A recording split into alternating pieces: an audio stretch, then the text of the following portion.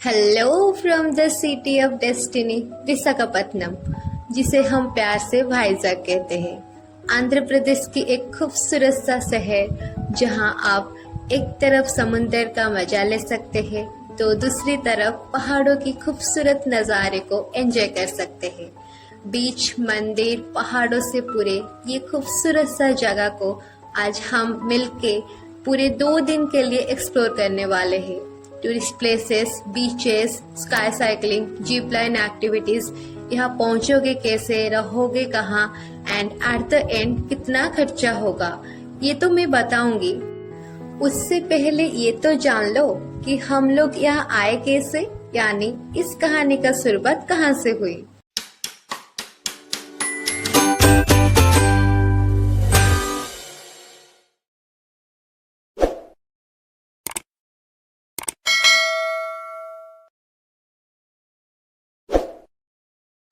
वाइजैक एक बहुत ही फेमस सिटी है, तो आपको अपनी स्टेट की किसी भी बड़ी सिटी से डायरेक्ट ट्रेन मिल सकता है। हमारी जर्नी शुरू हुई थी बरहमपुर से। मॉर्निंग 4 बजे की ट्रेन से 60 रुपये टिकट लेकर हम निकल पड़े वाइजैक को एक्सप्लोर करने। पूरे 6 घंटे लंबी सफ़र करने के बाद 10 बजे हम पहुंच गए विशाखापत्तनम रेलवे स्टेशन पे। तो अब क्या, जल्दी से होटल जाना था और फ्रेश होकर घूमने जाना था। स्टेशन से ऑटो लेकर हम पहुंच गए हमारी होटल, जहां हम पहले से ही बुक किए थे।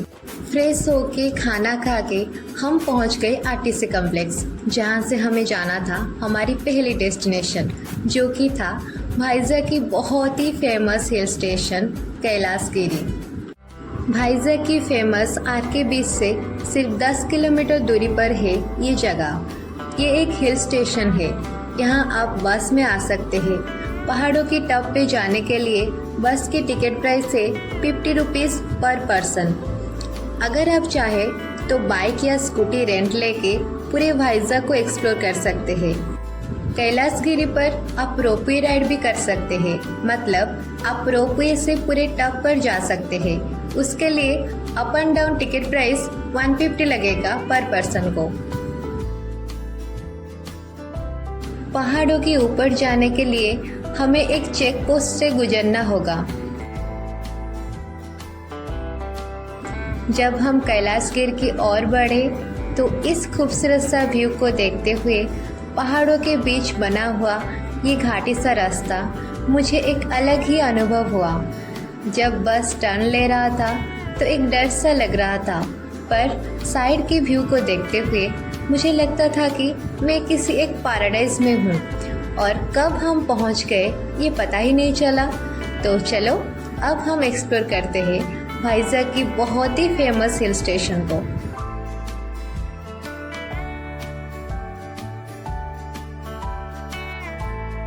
ये है कैलाशगिरी का मेन एंट्रेंस। कैलाशगिरी में महादेव और माता पार्वती जी का एक बहुत ही बड़ा स्टैचू है और ये बहुत ही सुंदर है। मैं आपको पास में जाके दिखाती हूँ।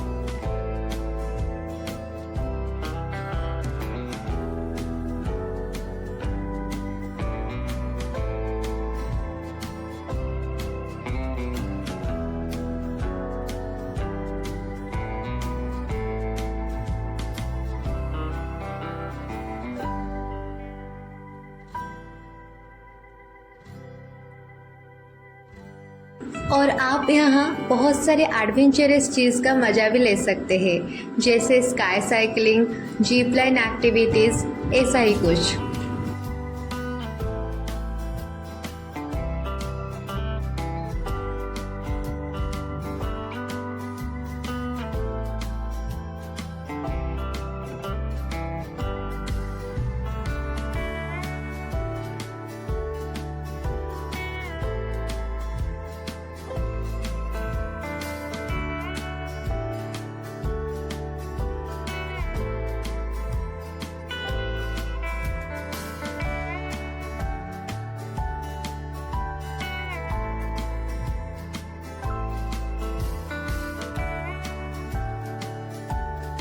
और यहाँ बहुत सारे व्यू पॉइंट्स भी मिल जाएगा, जहाँ से आप पूरे विशाखापत्तनम की काफ़ी अच्छा व्यू का मजा ले सकते हैं। एक तरफ पहाड़ों की खूबसूरत सा नज़ारा और दूसरी तरफ बे ऑफ बंगाल की बहुत ही सुंदर सा व्यू।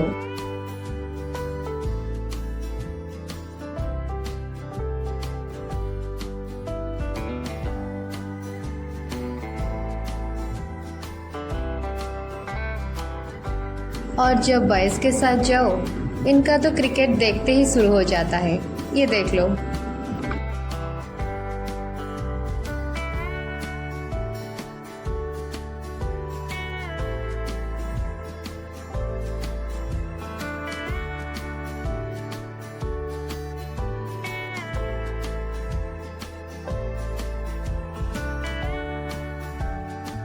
ये एक अनदर व्यू पॉइंट है जहाँ से आप पूरे विशाखापत्तनम शहर को देख सकते हो।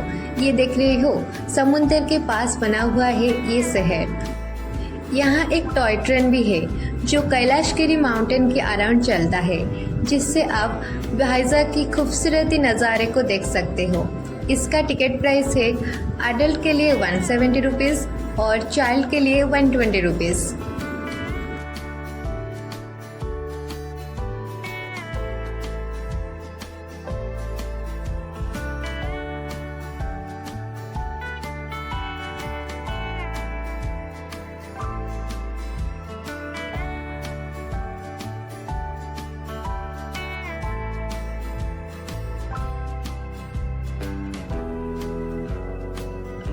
और एक बात, यहाँ का पार्क काफ़ी क्लीन और वेल मेंटेन्ड है।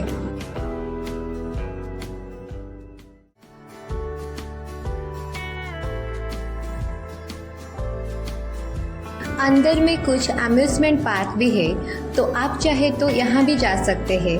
इसके लिए अलग सा टिकट लेना होगा आपको।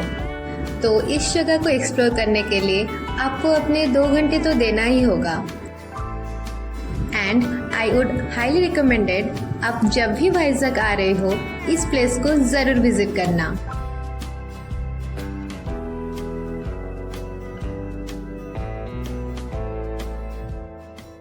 कैलाशगिरी को एक्सप्लोर करने के बाद हम निकल पड़े हमारे दूसरे डेस्टिनेशन की ओर, जो कि था INS खुर्सुरा सबमरीन म्यूजियम। ये म्यूजियम आरके बीच के बहुत पास में है, सिर्फ 200 मीटर दूरी पे है ये म्यूजियम। अगर आप वाइजैक में स्टे कर रहे हो तो आप आरके बीच के पास में ही होटल बुक कर लो, क्योंकि आरके बीच से बहुत पास घूमने की जगह होता है, तो आपको आसानी होगी घूमने के लिए। ये म्यूजियम की जस्ट अपोजिट में और भी एक म्यूजियम है जिसका नाम है TU-142 एयरक्राफ्ट म्यूजियम। ये आप देख सकते हो। तो चलो पहले टिकट करते हैं। हमें दोनों म्यूजियम को एक्सप्लोर करना था, तो इसीलिए हम इंटीग्रेटेड टिकट लिया, जिसका प्राइस था 100 रुपीज़ पर पर्सन। पहले हम TU एयरक्राफ्ट म्यूजियम गए।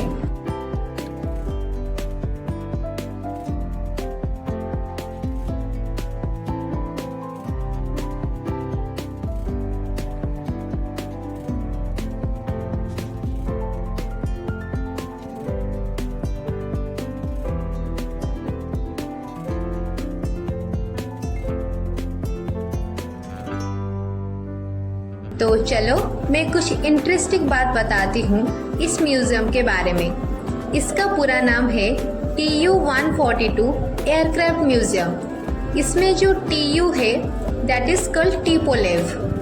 टिपोलेव इज द कंपनी जिसने इस एयरक्राफ्ट को डिज़ाइन किया था, और ये म्यूजियम इंडिया का ऐसा पहला म्यूजियम है जहाँ आप रियल एयरक्राफ्ट को एक्सप्लोर कर सकते हो।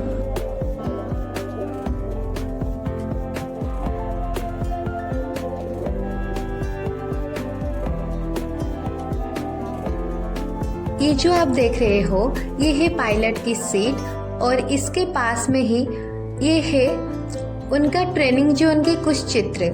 मैं आपको कुछ क्रू मेंबर्स की फोटोज दिखाती हूँ। आप देख सकते हो सबके लिए यूनिफॉर्म अलग अलग होता है।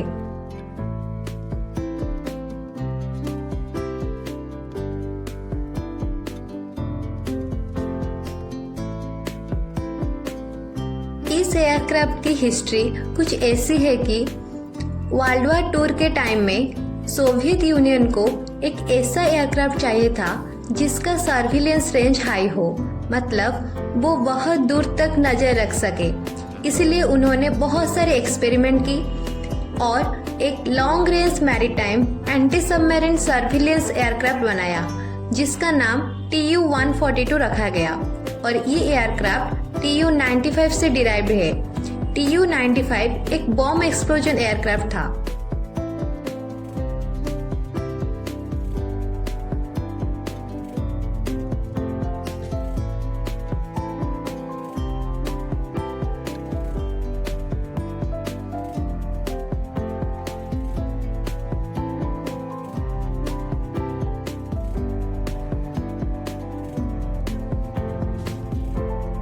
TU-142 एयरक्राफ्ट जिसके अंदर हम थोड़ी देर बाद जाएंगे, ये है उसका इंजन।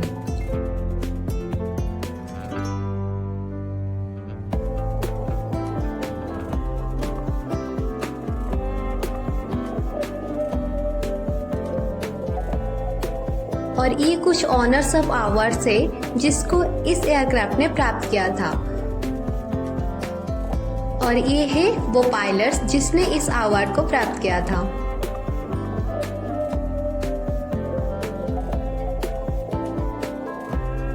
तो चलो अब एयरक्राफ्ट के अंदर चलते हैं। कुछ सीढ़ियों के बाद हम पहुंच जाएंगे TU-142 एयरक्राफ्ट के अंदर। उसके बारे में मैं और एक बात बताती हूँ। TU-142 एयरक्राफ्ट जो कि 29 इयर्स तक इंडियन नेवी में अपनी सर्विसेज दी और अप्रोक्सीमेटली 30,000 घंटे का फ्लाइंग टाइम इसने बिना किसी एक्सीडेंट के पास किया। उसके बाद साल 2017 में इसी एयरक्राफ्ट को रिटायर कर दिया गया और इसी म्यूजियम में दर्शकों के लिए रखा गया। ये जो सामने देख रहे हो ये है TU-142 एयरक्राफ्ट।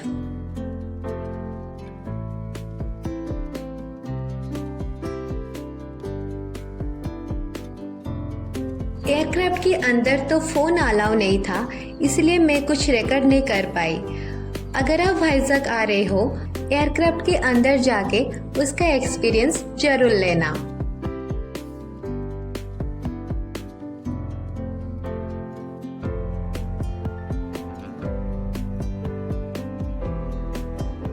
मैं आपको बाहर से दिखाती हूँ इस एयरक्राफ्ट को।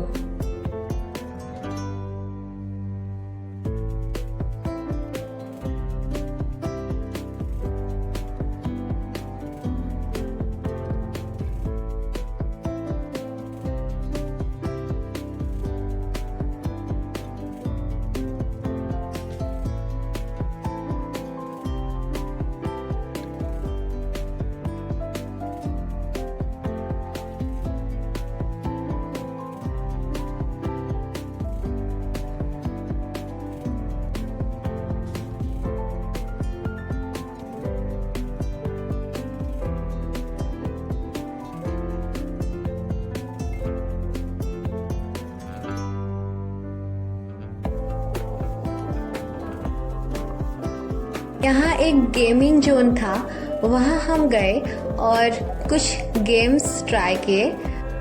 यहाँ भी अलग सा टिकट लगता है।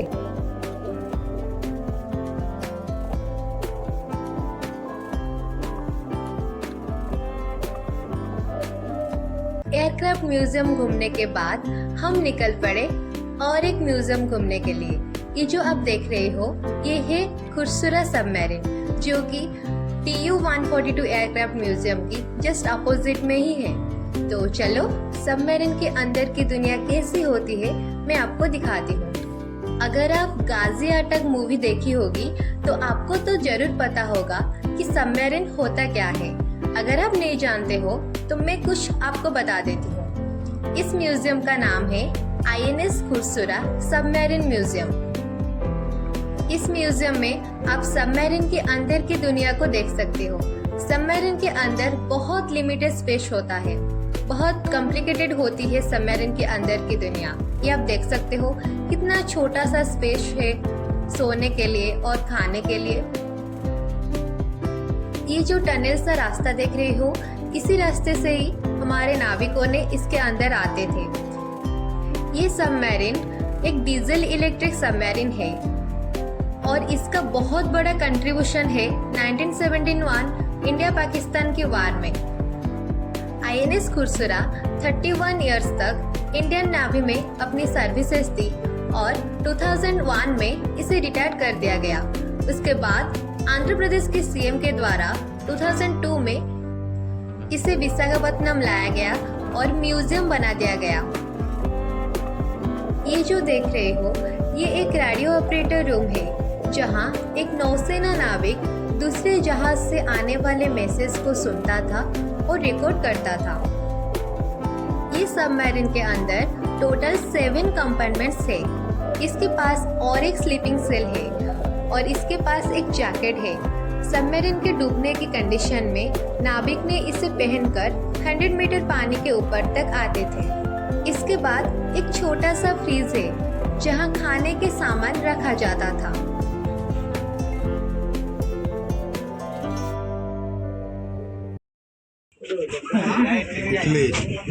इडली होजी की इडली को हाँ इडली होजी इडली खाइबो no no no no no कैन चलो। जस्ट इमेजिन इसके अंदर 75 लोग कैसे रहते होंगे, कितना कॉम्प्लिकेटेड होता होगा ना।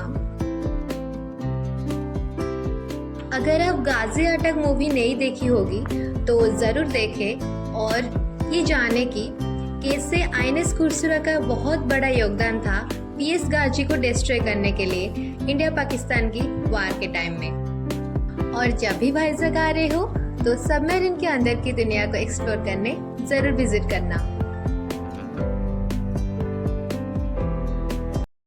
कौन देखिल कहला कौन कौन एक्चुअली किसी बुझा पड़े।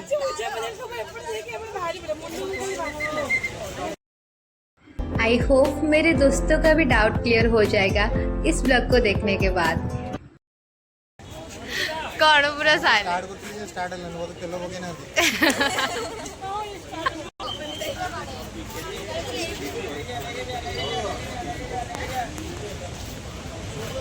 तो ये है INS खुरसुरा का व्यू। आज बहुत ही भीड़ है यहाँ।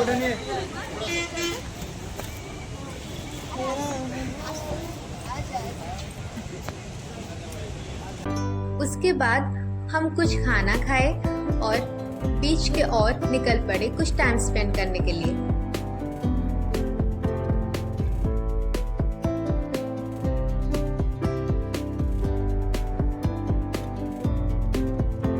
तो लास्टली मैं आपको डे 1 के एक्सपेंसेस के बारे में बताती हूँ। ये है RK बीच। अगर आप वाइजैक आ रहे हो तो RK बीच के पास ही आपको होटल लेना होगा। 1500 के अराउंड आपको होटल मिल जाएगा। तो अगर आप प्री बुकिंग कर रहे हो तो आपको कुछ डिस्काउंट भी मिल सकता है ऑनलाइन साइट पे, ये आप चेक कर सकते हो।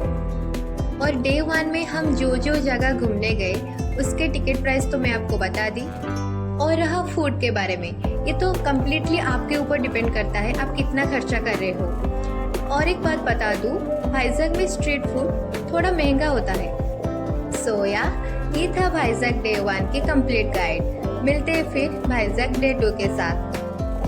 वीडियो पसंद आए तो लाइक शेयर सब्सक्राइब जरूर करना और ढेर सारा प्यार देना।